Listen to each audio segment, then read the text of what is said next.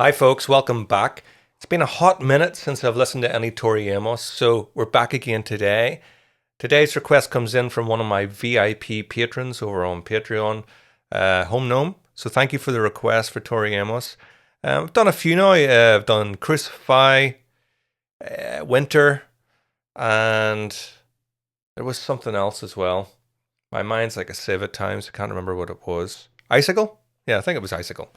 This one's called iieee, and it's live from Sessions at West 54th in 1998. And he sent me an HD upscale 60 frames per second, if my computer can translate that, because it's a bit of an old computer. But anyway, looking forward to hearing this, because as I said, it's been a while, and I've absolutely loved every Tori Amos song that I've listened to so far.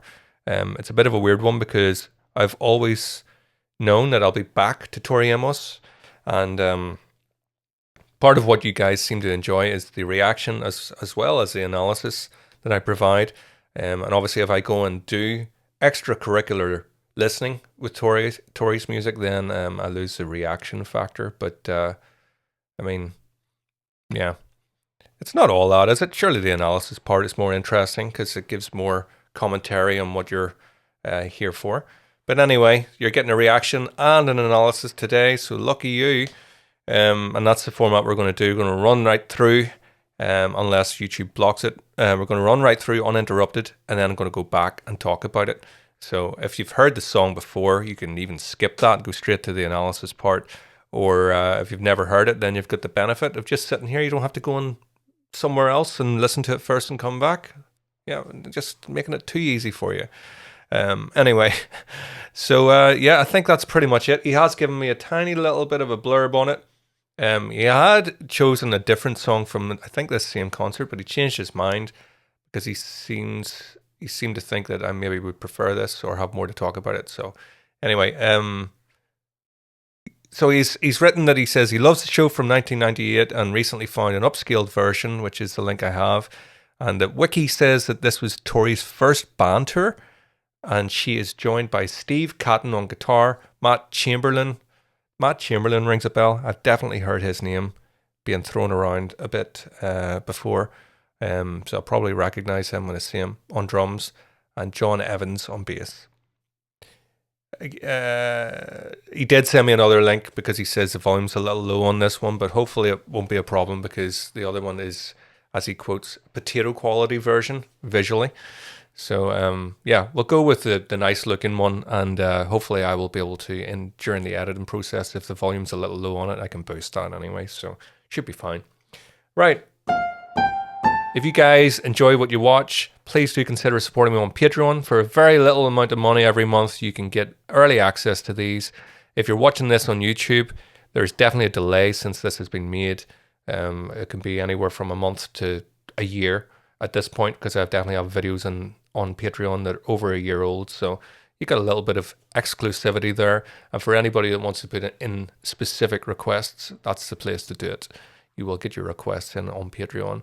And yeah, if you haven't seen the other ones, have a look at the other Tori videos. And if you also like other music, which you probably will if you're a Tori fan, because come on, there's tons of other videos on my channel now talking about all sorts of different styles of music. So performance videos of classical music. I'm a classical piano teacher, so I think that's one of the reasons why Home Gnome likes requesting Tori Amos, is because, well, I'm a pianist, but I also play rock and metal stuff and write my own music, instrumental stuff, and play guitar. So a little bit about me, and that's what I'm going to be probably focusing on more whenever I'm listening. I'm no vocal expert at all, but I have ears. I'm a musician, and yeah, I can talk. I'm a teacher. So anyway, without further ado, let's get going.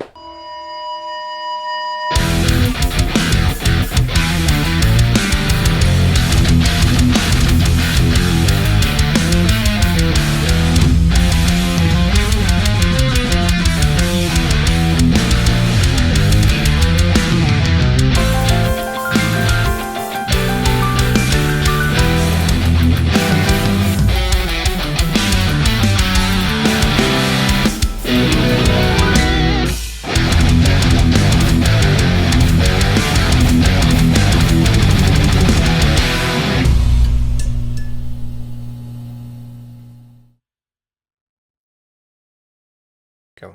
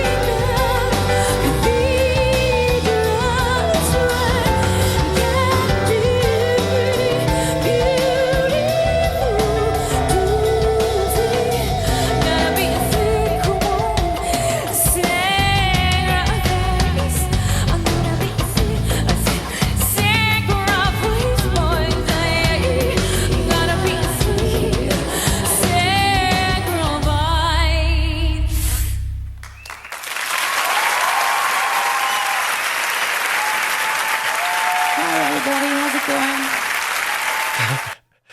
going? It's going okay, Tori. Thanks for asking. Jesus Christ.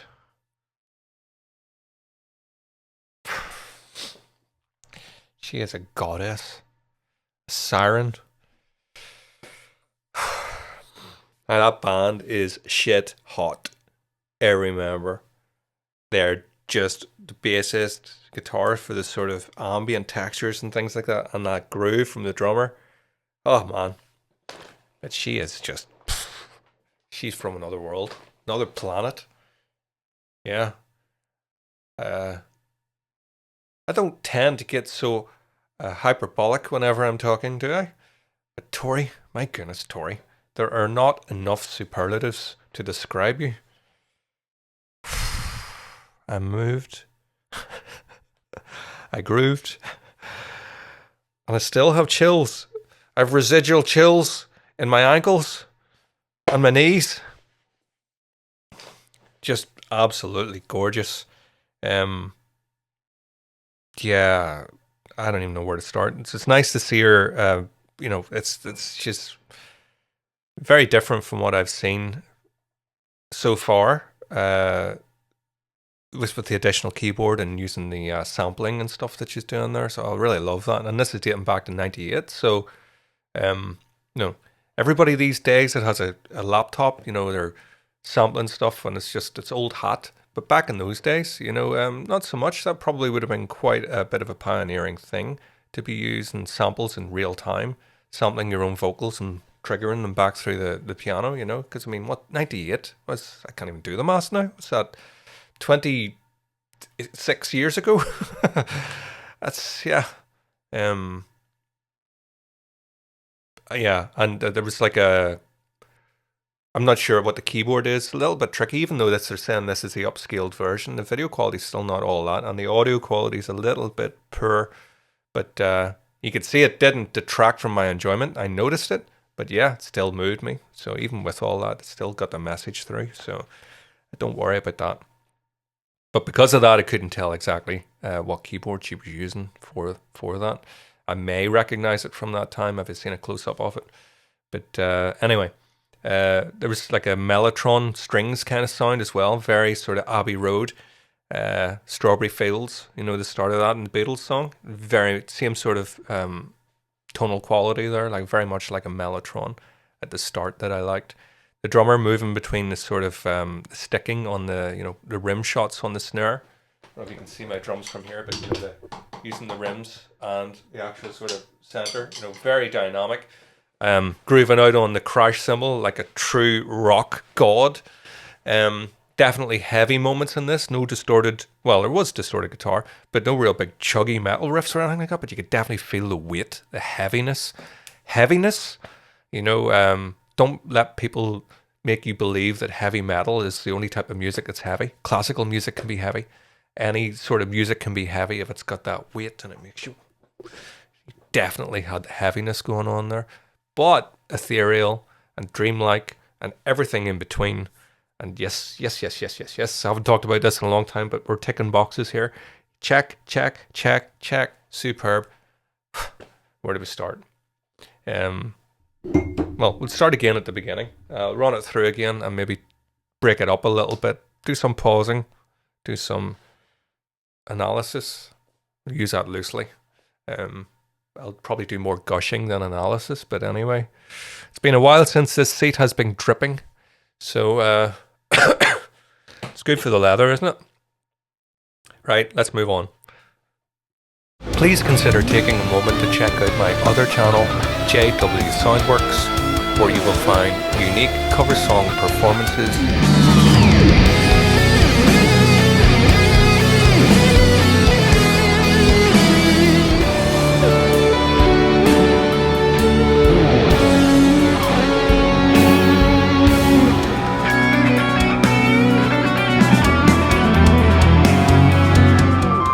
newly composed piano arrangements.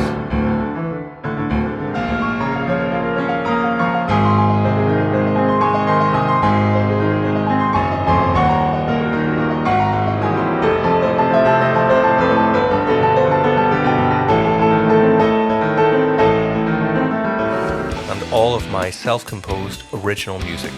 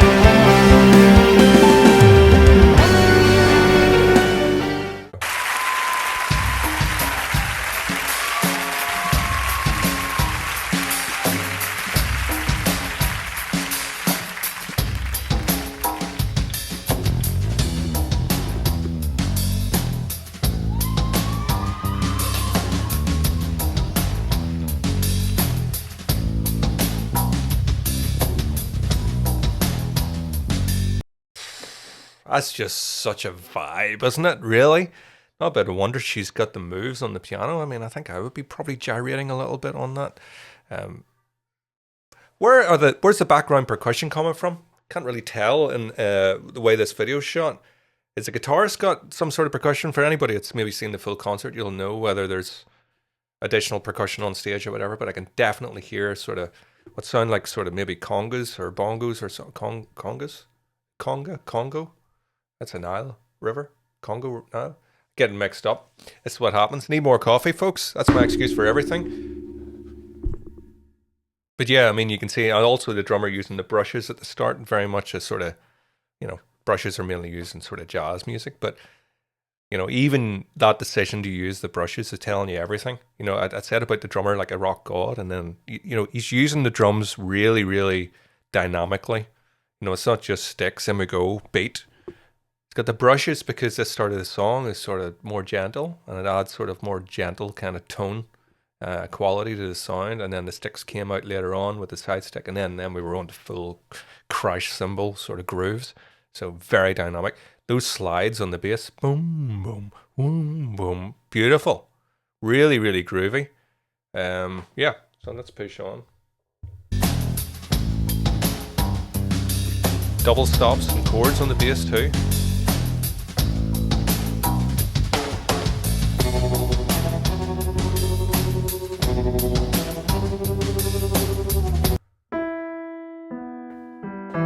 We're in E minor.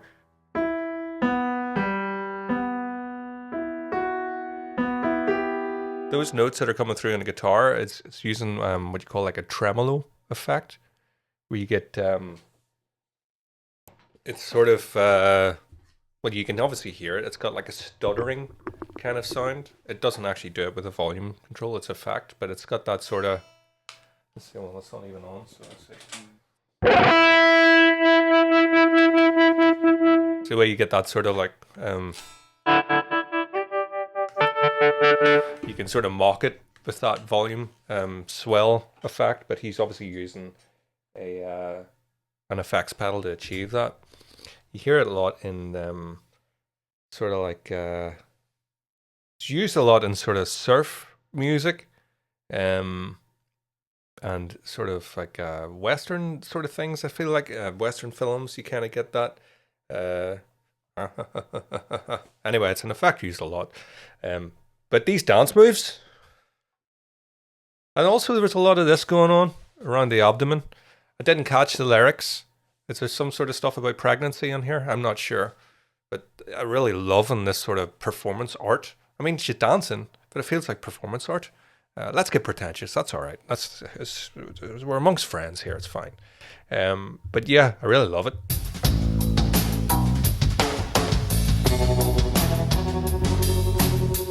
Those moves, like feeling the music.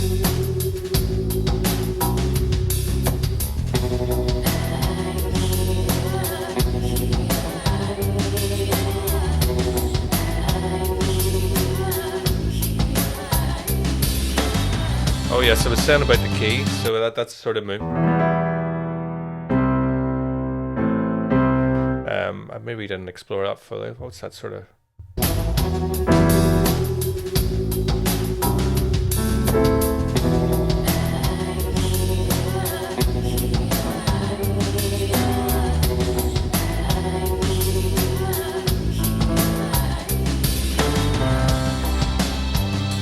E minor, A minor, C.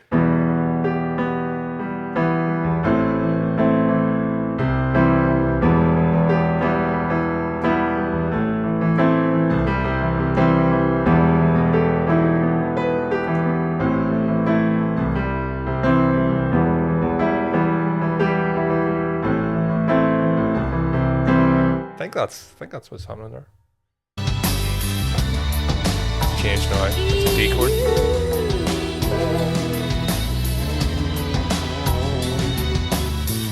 C. D.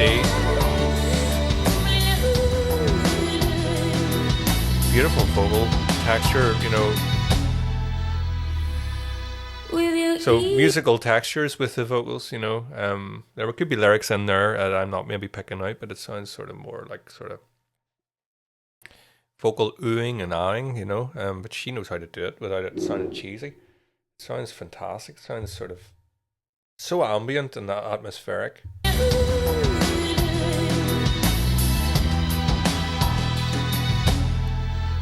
Right. There's that mellotron kind of sound. You can hear it now. It's exposed. It's got a kind of almost like a detuned kind of feel, you know. You can hear it sort of warbling slightly. Love that. I'm kind of curious because obviously this is a live session. Now that I'm just on reflection, is that introduction on the album version or does the song start here? It maybe it is there, but the way that's brought in, actually, it almost sounds like a sort of like such a vibe.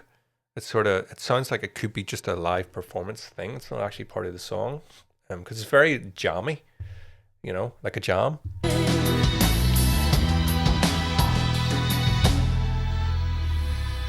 With your ease and I do my.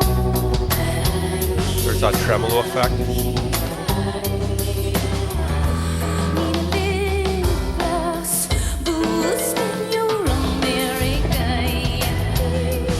Into grooves.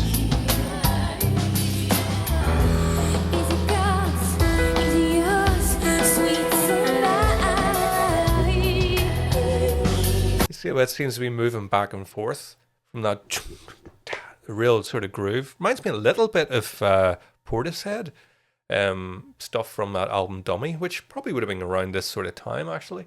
It's got that same sort of, it's just a vibe going on. But do you see the way it's sort of moving to and fro with the sort of percussive stuff? Obviously the camera's on Tori, so we can't see, but you can hear the drums sort of, and he was playing a lot with rim shots, not only just the snare, but you can hear it's on the toms as well, using every part of the drum, you know. And the piano, of course, is a percussion instrument as well, so you can see she's moving in those moments. She's playing it very rhythmically. Groove. Now.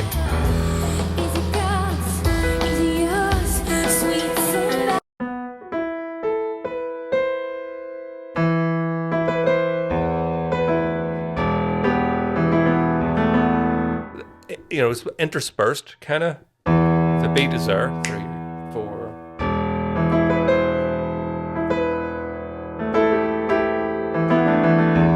Very sort of syncopated and rhythmic, along with the drums. Very percussive.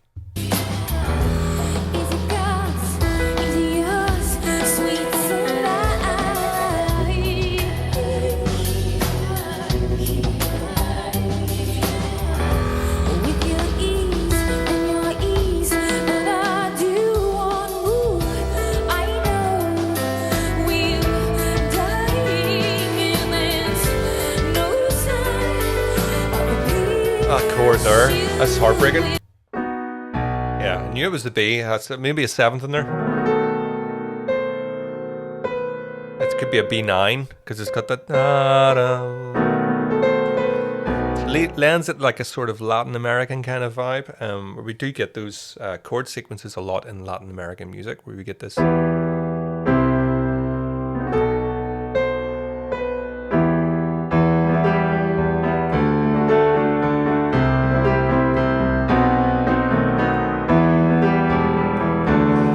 It's got that sort of tango-esque kind of romantic sort of erotic, I was going to say. And I was going to say, but I did say erotic. Say it again. Erotic. There's some ASMR for you guys out there for a Northern Irish man. Erotic. Very erotic. It's erotic, big lad. Like Jamie Dornan, isn't it? You know, he's from down the road. You know, he lives close. So, 50 Shades of Tori Amos. Or Liam Neeson. Yes, there you go. Right, I'm on a tangent here. So let's keep it moving. Ooh, I know we're dying and there's no sign of peace. Should we scream cathedrals?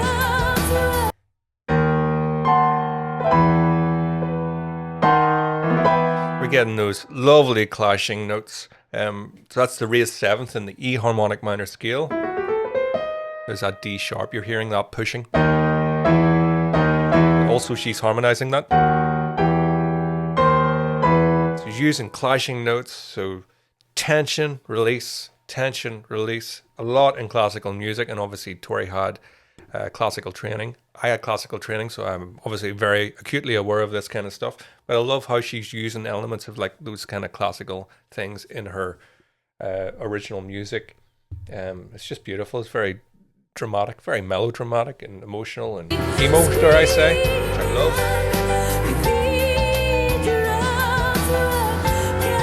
Cathedrals, screaming cathedrals, she said. Something up there. Sounds like a theremin. Oh, sorry, but I can see, there we go, with bongos and things in the background, but there's nobody playing them right now, but I can definitely hear them. So it shows you that maybe some of the other members do have, maybe the guitarist is on those or something. I don't know, but they're coming from somewhere. Maybe they're coming from Tori's keyboard. Who knows? Somebody out there knows. Let us know.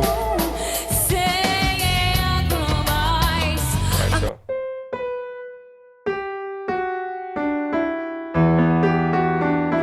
It's one of the beautiful things about a guitar or a vocal or a stringed instrument or something like that we can't do on the piano. Or piano pitch is, it's there. We can't do anything about the G to the F sharp. And I'm not a singer, so I'm a guitarist.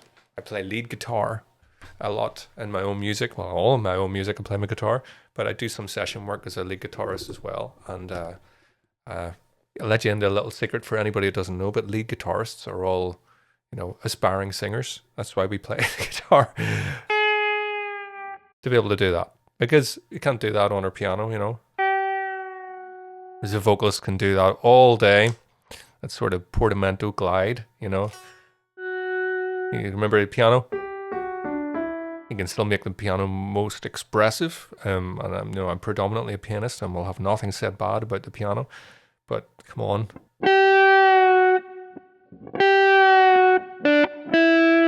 Can't do that on a piano. And you see the way she leans in to that note. Give me 1 second to untangle myself. But she really leans in on that. That's beautiful. If you're passionate about piano, whether as a player or listener, or if you're considering online lessons or masterclasses, please visit my YouTube channel, John Wilson Online Piano Lessons.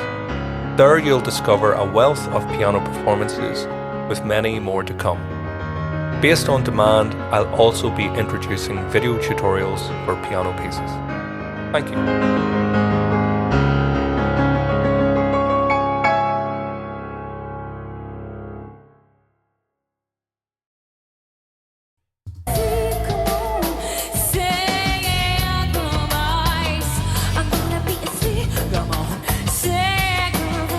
Sacrifice and this.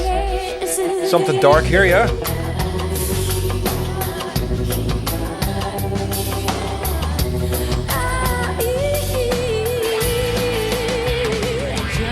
Some wah. You got your Jimi Hendrix wah, kind of. Obviously, Kirk Hammett, Metallica, for any of you guys. The wah jokes about Kirk Hammett. But anyway, you wah. I guess that's why it's called that. But you get that sort of filter sweep That's what you're getting, this sort of like EQ sort of sweeping about wildly with the guitar there, and that's a wah, which he'll be likely his foot on the pedal, if you can see it in the frame, one of these things. But yeah, this here jawbo, you move it back and forward, you know, wah wah wah wah, or wah wah. I mean, it is called a wah wah. But anyway, yeah, that's what that sound is. If you don't know, then you do know now.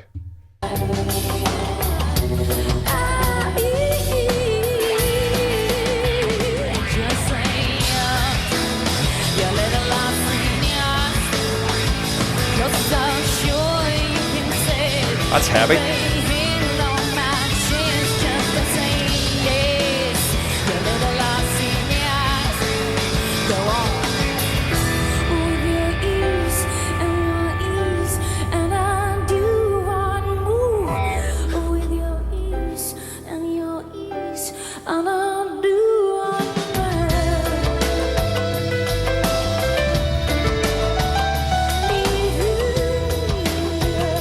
Right, so we often talk about, drummers like to talk about how amazing they are multitasking. Of course they are. Of course they are. I like to talk about how pianists are good at multitasking, because when you get into classical music, you're playing the entire orchestral arrangement as one person. And a drummer, I'll fight me in the comments, but you drummers out there, yes, things get very complex with the drums. You got to move this leg, you got to move that leg, you got to move this arm, and you got to move this arm. Wow. 4 limbs on the go at once. And I play drums, of course, and I'm a little bit facetious here. Pianist, 10 limbs, 2 feet. Right foot mainly for paddling, but left foot can be used for soft paddling and different things.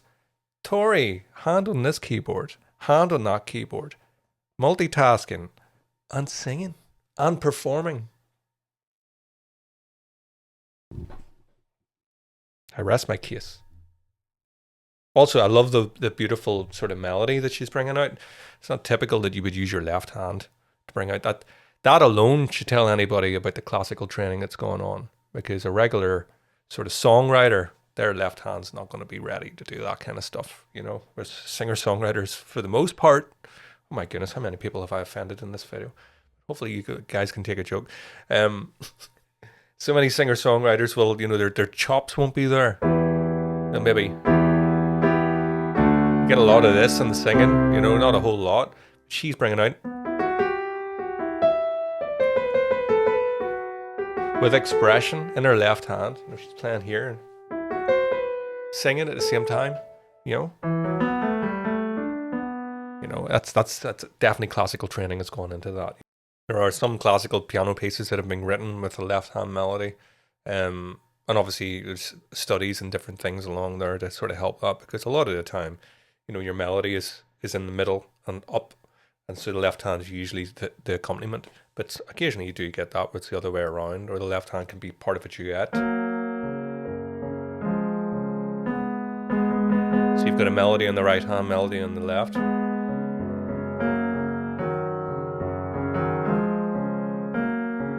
So left hand's not just resigned to accompaniment like, say, in a Mozart sonata. Because melody, accompaniment, and accompaniment usually suggests less is happening.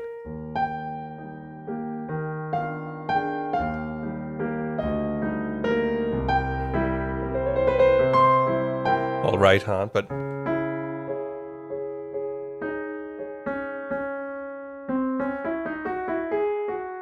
so I'm loving that. Yes.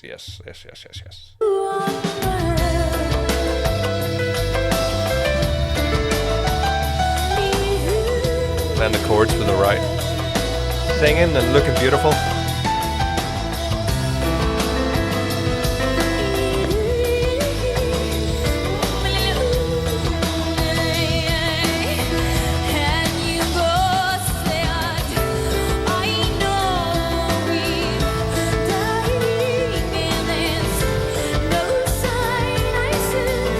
So beat.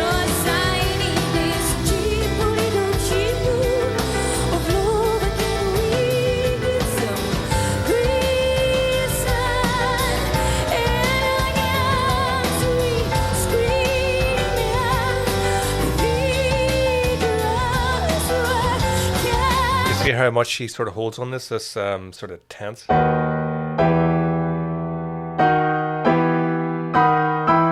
Over and over and over, building that sort of tension in there.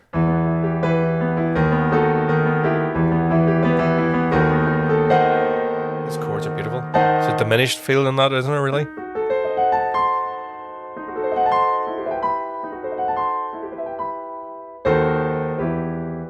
We played with those sort of sweeping, undulating sort of broken chords.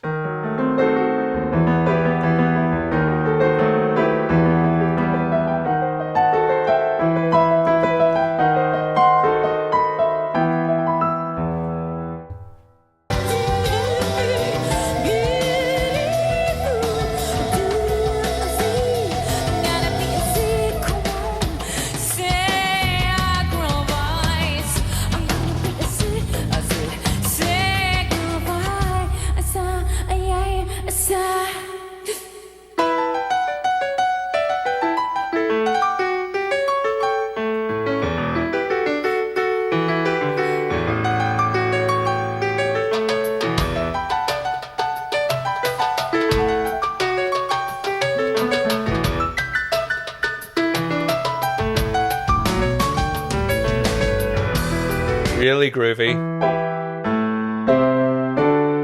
I think she's mainly outlining the E minor, A minor, C, and I think there's a D in there as well.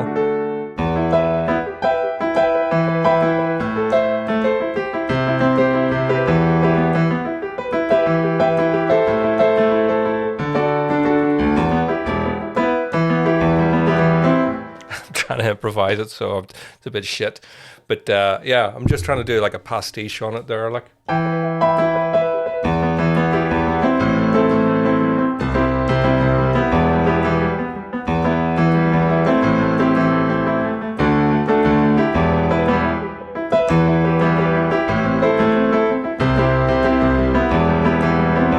Something like that. She did it way better than I am, but yeah, it's my first go.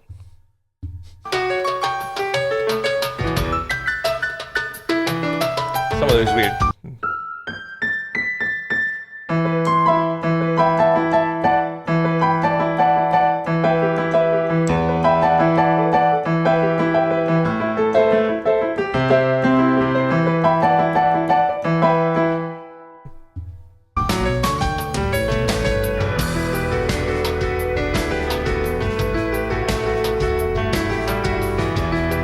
So groovy. Everything.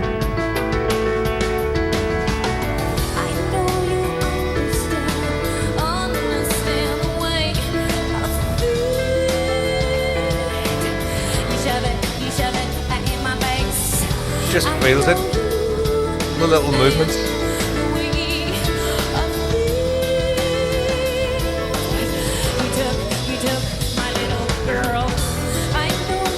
Get my little girl, oh my goodness. Is it abortion? Is it about abortion?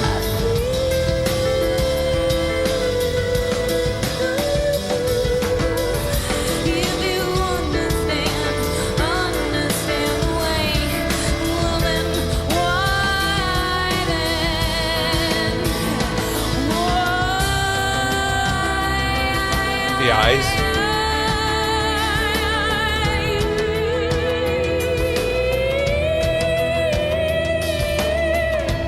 It's just ridiculous. You know, there's really only one other singer that moves me in a similar way to this. It's Jeff Buckley, where their vocal is so the gymnastics attached directly to the emotion. What I mean by that is there are singers out there that are technical marvels, and they can sing and they can impress you and dazzle you with scales and hit all sorts of notes. And of course there's emotion in it. It's a human voice. But have you ever noticed that sometimes you're listening to these marvelous singers and there's something clinical or something slightly cold about it or whatever? Not here. So she obviously has the technical chops in the playing, in the writing, in the singing. It's all there. But do you notice how it's never used as a display? And this is the crux of everything musical as far as I'm concerned, especially as being a lead guitarist. you know, and you click your distortion pedal and you're like, oh, is it solo time, is it? Well, here we go. Silly. It's all about emotion. And so Jeff Buckley, his sort of gymnastics as well are tied with the song and the journey and the energy of the band and all the rest of it. And so I think the two of them are very similar in that respect. You see the way she just ascended and glided up those notes. It's not to show us how amazing her voice is. Her voice is so amazing and she's harnessing it to portray the emotion of the song. And even though I'm not sure what the song is about, even if she was to sing the phone book, I'm still going to be sitting close to tears because it's so beautiful and controlled and everything about it. There we go. We're into superlatives and hyperbole. But sure, it's all truth. It's truth. Go back a little bit. You see how she's in the song.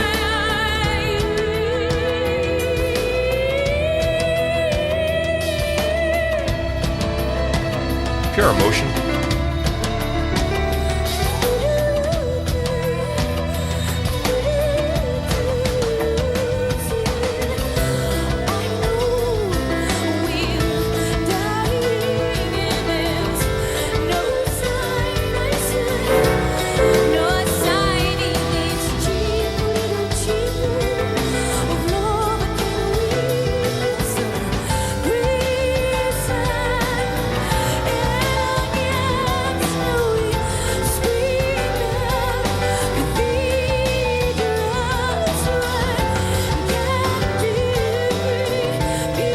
Bass way up in the neck,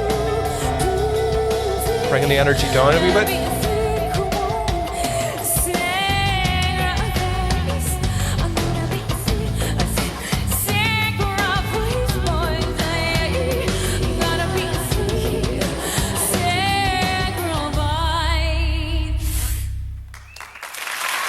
Bit venomous in the pronunciation there. Hiya, how's it going? I love that. I love that. I love that, you know, raw emotion and pure poetry and everything out. And then we're into talking. It's like, hi guys. I can definitely relate to that when you're out and about and it's like, how's it going? It's fine. How's things? I'm doing all right. I'm going to play a wee song for you.